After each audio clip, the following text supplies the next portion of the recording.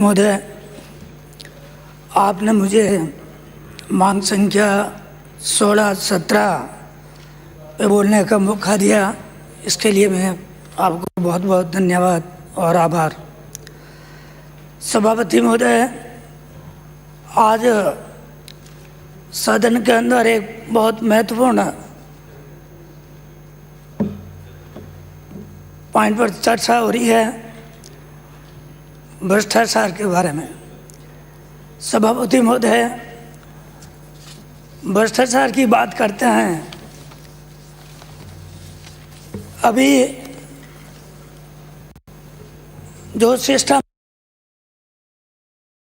है उस पूरा सिस्टम के अंदर भ्रष्टाचार एक कैंसर का रूप ले चुका है। मैं अभी जो भ्रष्टाचार की टीम है, डीजी साहब और उनकी टीम को और सरकार को इसके लिए बधाई देना चाहूँगा कि उन्होंने अभी जो भ्रष्टाचार के एक चैनल के रूप में आरएस, आरपीएस और आईएएस को पकड़ा और उन पे कार्रवाई की।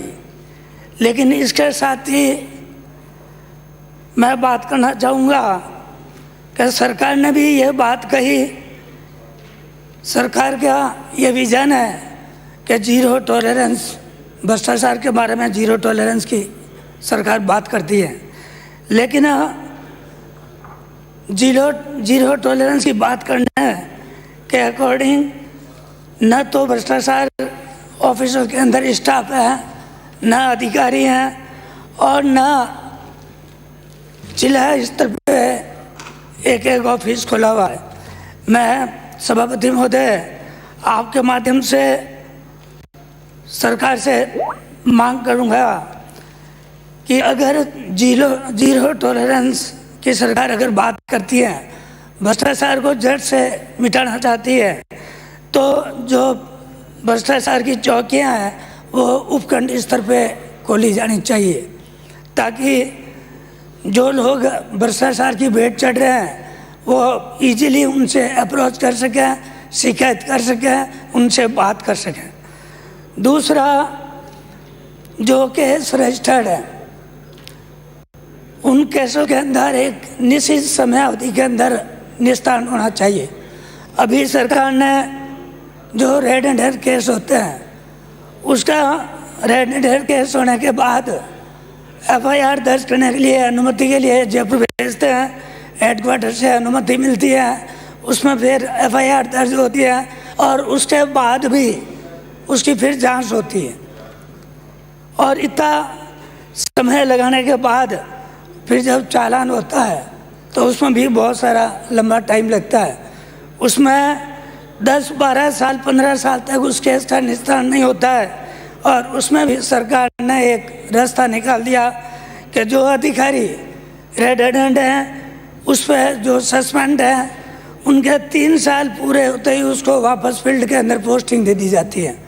तो मैं समझता हूँ इस टाइप का जो सिस्टम है इसको ख़त्म करना चाहिए और जो अधिकारी रेड हैंडेड ट्रैप हो रहे हैं, जो पकड़े जा रहे हैं, उनको सीधा बर्खास्त करने की कार्रवाई होनी चाहिए, ताकि एक समाज के अंदर भ्रष्टाचार मुक्त समाज का एक मैसेज आए और अधिकारियों के अंदर भी, कर्मचारियों के अंदर भी एक इसका भय।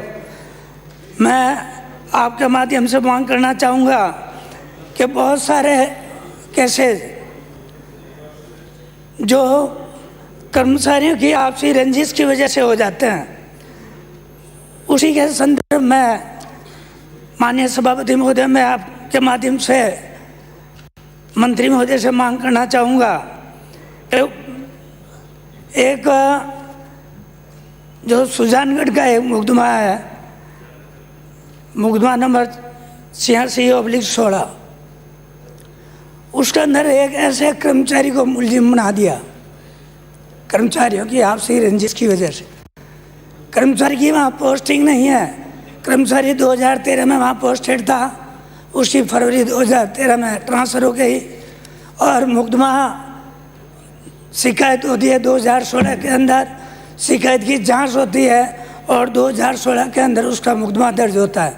उसमें उसको मुलजिम मानकर जिस कर्मचारी, जिस इंजीनियर के टाइम पीरियड में वो काम नहीं हुआ है, वो प्लॉट खाली था, उस इंजीनियर से रिपोर्ट ली गई थी कि उस टाइम पीरियड में वो प्लॉट खाली था, उसके बाद में कंस्ट्रक्शन हुआ, लेकिन कर्मचारियों की आपसी रंजिश की वजह से उनको अभियुक्त बनाकर इसमें चालान कर दिया और पिछले 5 साल से वो इसका सफ़र कर रहा है।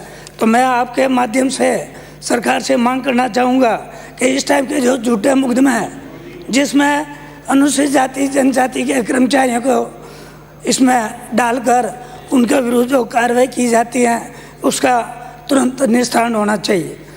दूसरा, अध्यक्ष महोदय, सभापति महोदय, मैं आपसे माध्यम से बात करना चाहूँगा कारागार के ऊपर। कारागृह की जो व्यवस्था है उसमें भी नफरी बढ़ाने की ज़रूरत है। नफरी कम है, जेलर परहेजियों की और नफरी बढ़ाएं और उनकी सैलरी भी, जो सरकार ने एक डिसीजन कर रखा है कि उनकी तनख्वाह भी एक पुलिस कांस्टेबल के बराबर हो, वो भी उस पर आदेश करें। जेल कारागृह की बात करें तो जितने भी गिरोह कारागृह के अंदर बैठे हैं वो सब अंदर से जितने अपराध हो रहे हैं, बाहर जो अपराध हो रहे हैं उनका 60% अपराध वही लोग जो गिरोह जेल के अंदर बैठे हैं, चाहे तस्करी हो रही हो, चाहे किसी को मर्डर हो रहा हो, चाहे कहीं डकैती करवानी हो, चाहे और किसी तरह का कोई जुर्म करवाना हो, तो वो जो अंदर गिरोह बैठे हैं वही साले अंदर से संचालित कर रहे हैं। तो ये जो व्यवस्था इस टाइप से भ्रष्ट व्यवस्था बनी हुई है उसमें सुधार की ज़रूरत है। यही मेरा आपके माध्यम से निवेदन है।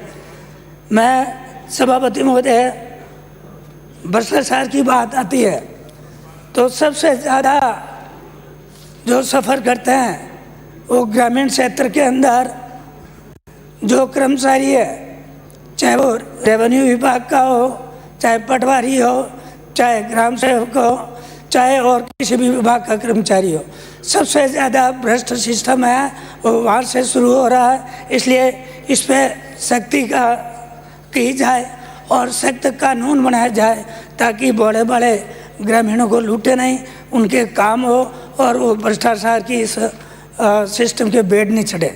पुनः मैं आपको मेरे को बोलने का मौका दिया, इसके लिए बहुत बहुत धन्यवाद। आभार। जय भारत।